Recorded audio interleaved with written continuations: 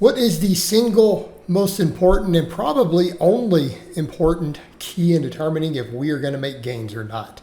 Hey everybody, it's Jason Blaha here. I thought I would answer this question for you guys and gals. If you guys would though, please remember to click like down below. If you aren't following or subscribed, please do so if you enjoy the video. And drop me a comment down below with your thoughts on it.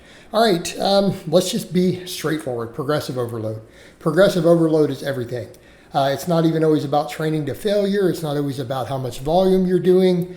Yes, those are factors in progressive overload, right? And I don't want to say that they're irrelevant, but in the context of if you are gaining muscle or not, it really and truly is about progressive tension on the individual muscle and on the individual muscle fiber. But I think where people get confused with the progressive overload thing, they get into all these other ideas. Well, what about training density? What about just adding more and more volume? No, not necessarily, because if progressive overload is not present, those things are not going to stimulate new muscle growth, especially if you're not growing at all. And when I say progressive overload, what we mean at the core of it is either adding weight or adding reps to individual sets.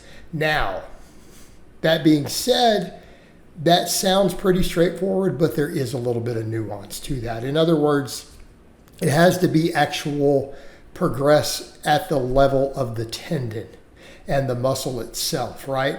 Because otherwise the guys are like, oh, so if we just add weight to the bar and we just lift heavier, it's progressive overload, right? And it's like, well, no, not always. In theory, it should be. Yes, if your range of motion, your leverages, your form, all of that stay the same, then yes. But if you are adding weight at the expense of any of those things, you're not necessarily progressing, right? And I think this is where we lose the plot. And I think a lot of less experienced lifters, or just guys, we like to ego lift. We know it, admit it, a lot of us ego lift. It's hard not to. It's just part of being a guy. I understand, I get it. I'm not gonna hate on you for it. Look, we've all been there. I'm 48, I've been doing this a while. We've all been there. So if you are maintaining the form, yes, same form, and you're not cutting range of motion. So notice here on that bench press that I'm doing there, I'm doing really high reps at 225. Notice I pause on the chest on every rep. Notice there's no leg drive on that. There's no cheating, there's no bouncing. We're not stopping short of the chest. Okay, in that case, yes, if you were to add 5 pounds or even 2.5 pounds to that set, right? Let's say you're doing sets of 10 with 225. It doesn't have to be 225. Let's take it down to 135, for the other guys. A lot of guys are like, yeah, I'm over here trying to get basic information. I'm not cranking out sets of 10, pause with 225. Okay, all right, fair enough. All right, 135. And you can do 3 sets of 10 really clean like that. No cheating, no bouncing, no stopping short of the chest, and you can add 2.5 pounds. That's progressive overload, okay? What about if you can add 1 rep to one of those sets? That's progressive overload. That is what we're talking about. You are working harder than you previously worked. And if you do that, you're stimulating muscle growth, okay? Now, early on in your training, that's not so hard to do. Okay, that's not so hard to do, right? As long as you're not gaining too much fat. Okay, that's its own separate thing too, isn't it? Dudes are like, yeah, but when I gain fat, those lifts go up faster. Yeah, because it changes the leverage. It changes the range of motion. It changes the leverage. But if you're barely gaining any body weight, so it's not necessarily body fat changing leverages, it's muscle.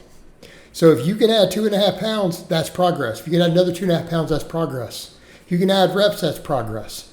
In fact, what a lot of us do as we get further into it, we do stuff like, this is a very old school thing called double progression.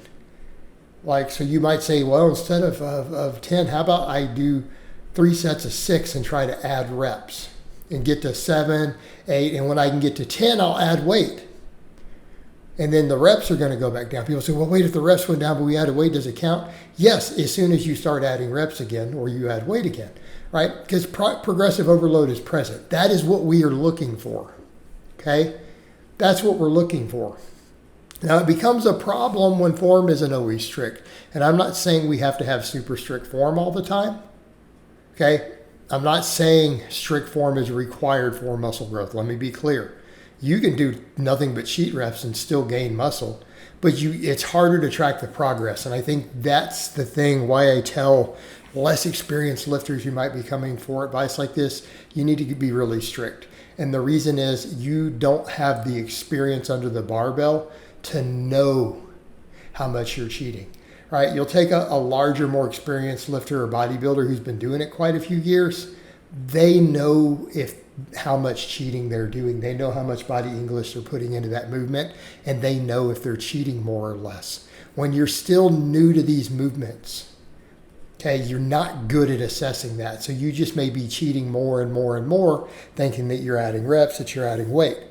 And you may be, if the amount of cheating and assistance you're getting with that little bit of swing is the same.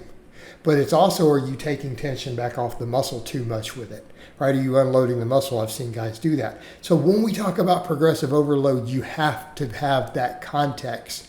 So for guys who are still learning this, I honestly recommend you learn to be really strict and learn to be very consistent in your ranges of motion. Make sure you squat all the way below parallel. Make sure you touch your chest. If you're doing a curl, try not to cheat.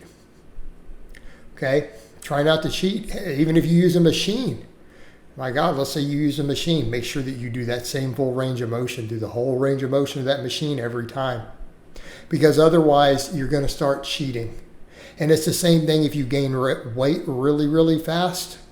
That actually changes leverage and can actually take tension off the muscle because the extra fat that you're gaining can change leverages. That's actually pretty well documented as being the case, especially on stuff like a bench press or a squat where you can get a little squish.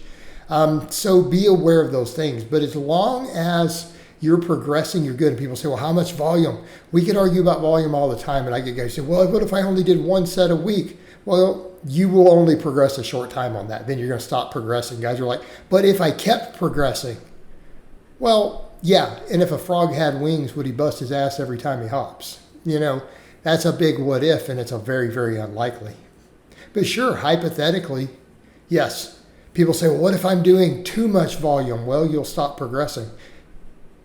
If you're doing way too much volume, everything stalls, and then you'll know you're probably doing too much volume, something you are not recovering from the volumes or the work density that you're trying to do. Maybe your breaks and stuff are too short. So you have to fix that.